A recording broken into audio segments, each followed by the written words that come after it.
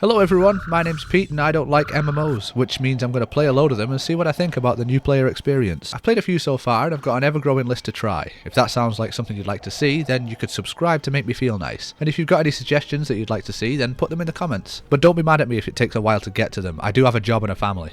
Star Trek, with it being sci-fi, is something a bit outside my area of interest. My relationship with the TV series is more like, "Shut up, Star Trek's on!" because my dad watched it a lot as a kid. And Star Trek Online is even further out there by being sci-fi and an MMO. But I had a great time with Star Wars The Old Republic, so I'm going to keep an open mind. I load up the game to find it's run by Cryptic Studios, which is the same company currently behind Neverwinter, and I really like Neverwinter, so that's raised my expectations straight away. Then I'm asked to adjust my monitor settings, but the slider doesn't work, and I'm not about to change anything on my actual monitor for the sake of a game. Okay, now I can choose my race/faction. There's a few names that are recognised, but I don't know much about them. There's a brief description of each one, and I think that TOS Starfleet means the original series Starfleet, but I'll have to double check. I'm going to go with that for no reason in particular. Looking through my race choices, it looks like I can play as Miss Piggy or a Dwarf Pigman. The description here says that this race often starts conversations with insults and complaints, and, well, Tellarites are basically Teo. They're Teorites. Teo is an acquaintance of mine for those of you confused, there might be a reference somewhere. My Teorite is going to be a grumpy engineer, as that seems the most fitting.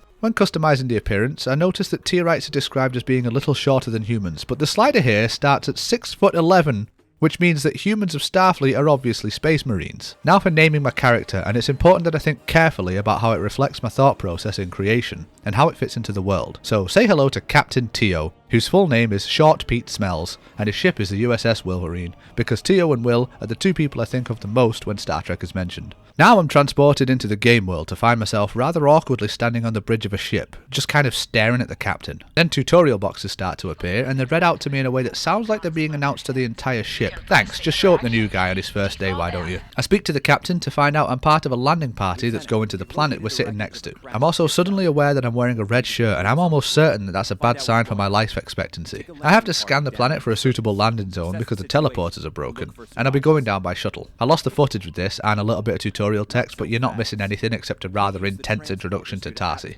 That's the blue lady stood next to me here. Then there's a combat tutorial at a firing range. The tutorial pop-ups are a bit messy at times, but the info gets across functionally and I'm not finding myself confused. Except for here, where you can see me trying to work out how to put my weapon away. In the shuttle bay, I can't help but feel like the environment is a bit sparse. This could possibly be consistent with the original series set design, but I really wouldn't know. The ship I'm boarding looks like a toy from the 70s, and that's actually kinda cool. And after some more intense dialogue from the crew, we're off to the surface.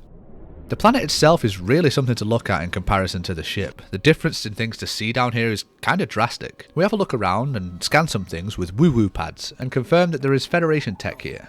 And just around the corner, there's a survivor. He's trapped behind some kind of spewing fume that needs to be shut off by valves before I can get to him. And then I use my woo-woo noise to make him feel better. Shortly after, we're ambushed by these giant green guys and a red shirt immediately dies. I knew it. Then I get my first taste of combat. What do they feed these things? Thrilling stuff. The rescued doctor takes us to his camp and crew where we're told they have a supply of weapons. Unusually, the entire crew was sent with arms but no combat training or experience. This makes no sense, but neither does woo-woo scanners also healing wounds. I'm told to teach the science team to shoot the weapons, and I go around giving advice as if I know anything other than which way the hurty end points. I also learn about the alternate firing mode of weapons, and for this rifle it's some kind of charged shot. Training is complete just in time as more green giants appear to aggressively sell us sweet corn, and some of the crew have the balls to go up and smack them in the crotch. Mad respect. Once that wave was taken care of, I was told to bring everyone back to the ship to defend. Some of the crew rightly expressed concern for becoming trapped. I share this concern, but Mears has a plan. The plan is to close the door and jolt it with electricity when the greenies come knocking, and it works, and we should be thankful to Scotty. Now we're off on a rescue mission as the Taurians, the proper name for these people, have taken some of the crew away. I assume they're going to be eaten. I follow heat signatures from their footprints, which seems kind of pointless as the short narrow path leads to a surprisingly pretty cave where we find the crew members and a Taurian chief, whose rank is dictated by his stature. He's the biggest, so he's the boss. And he throws boulders at me, what a chad. So far the gameplay is clunky, the sort of gameplay I've come to expect from MMOs. The story and dialogue are interesting enough and I'm having an okay time. On the way out of the cave, one of the crew starts to analyse surroundings rather than escape, to the dismay of his colleague. We get back to the ship to find a party of Klingons picking through the wreckage.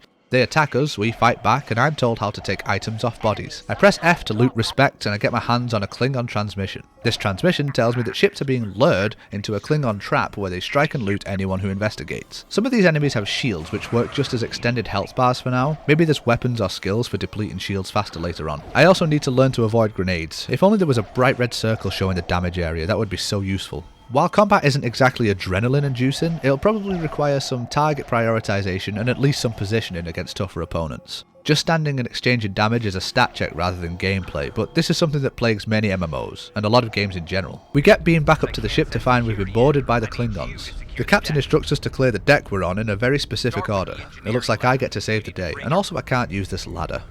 During this fight I get knocked over just as I press dodge, and when I get up the dodge happens anyway, which is a bit weird, but okay. Then I take an uppercut to the chin, which I take personally, so I smack him with my rifle. After clearing out the armory I find I can't take the weapons from there, and now would be a good time to use these. Then in the engine room I discover that missions change based on your career choice. I'm an engineer, so my objective is to fix stuff, and this is a really nice touch. It would mean a party of friends with different careers would all be working on separate tasks, which is an immersive design choice and I'm really fond of it. Enemies dispatched and engines repaired, we head back to the bridge where the Klingons offer us the chance to surrender.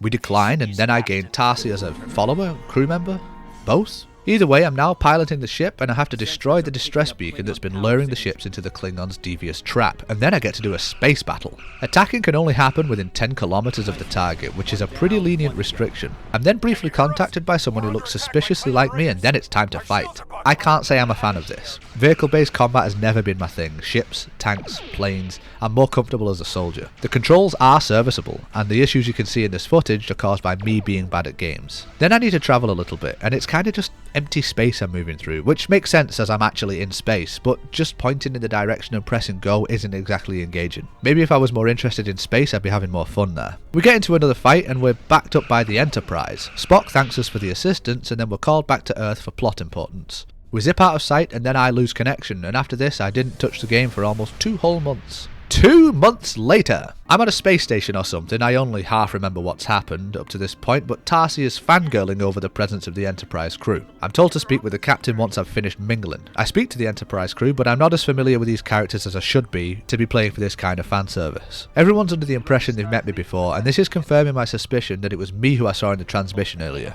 That part I do remember. Time to speak to the captain, who tells me he's getting a promotion. This means I'm getting one too, and I'll be having his old job. This fellow with unusual audio mixing congratulates me, and then I purchase some skills. The skills are split between ground and space, which leads me to believe that the gameplay is split 50-50 for these modes. Then I get told about off-duty outfits, meaning I don't have to wear the same uniform all the time, and we're given the option to customize my appearance again. I can't make any major changes, and the colours don't allow me to wear hot pink. Sorry, Tio. My next job is to buy a shuttle. To do so, I must visit the ship merchant. He's standing in a room with 4 other NPCs, who each offer a slight variation on customization or ship management. I feel like this could be streamlined into one NPC and one menu instead. When browsing the vendor, I did notice multiple currencies and my wallet started making a weird humming noise. I went to customize the shuttle I bought, and while I can change the texture, I kinda like the retro smooth look. And the inability to change the colour of any meaningful part of the ship makes me sad, and I wonder why they bothered offering the recolours in the first place. Okay, with that out of the way, I'm ready for more orders. There seem to be a lot of references to the TV series here which are going right over my head, but that's fine. I can still understand what's going on. My next mission takes place in a faraway part of space, and I'm placed into sector space, which looks like a travel hub and is a no combat zone. Here I experience long travel times and very little to do. When I get to my destination, I'm greeted by a fellow Tiorite in typical Tiorite fashion. Apparently the Gorn are also interested in this planet, though I'm not sure who or what they are. I follow the big green arrow and use my woo-woo noises to scan minerals. Each deposit seems to blow the mind of the Tiorite. After some time, the Gorn start attacking us, and I learn that one of their ships was attacked and they're blaming us for it. I get trapped in a ravine and have to find an alternative way out. And this is done in the form of a collect quest followed by wave defense. During the combat, I forget about my defensive skills and die. I don't see any real consequences for dying, and I'm able to carry on from where I was. We blow up a rock to make a path out, rescue the crew, and we're off back to the ship for another space battle.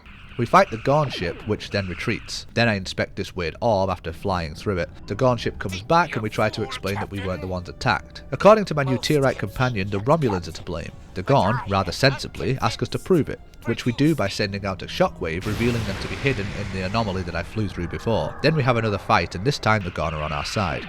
At this point I started to enjoy the space battle. It took me about 20 minutes to complete this fight, by which time I'd started to get more used to the controls and for the feel of things.